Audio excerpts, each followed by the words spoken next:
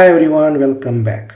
In next couple of lectures, we'll take a look into what are the components in React and different types of components in React.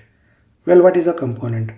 A component is an independent, reusable code block which divides the user interface into smaller pieces. Well, let us understand with an example. Well, consider we have user interface and we can divide this user interface into smaller components. For example, header component, footer component, side navbar component, main content component, and ads component. Alright, and finally these components will come together to create a complete user interface. And notice here I have mentioned component is a reusable.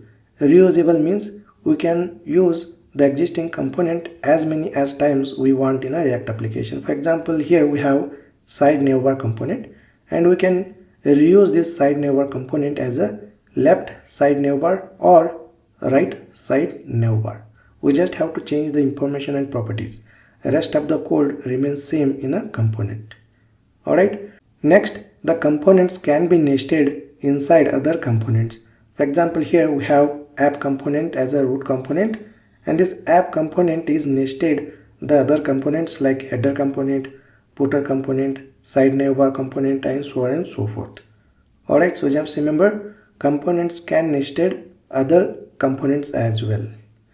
Next, in React there are two types of components, functional components and class components. In next lecture we'll take a look into what is functional component. Alright, great, I will see you in the next lecture.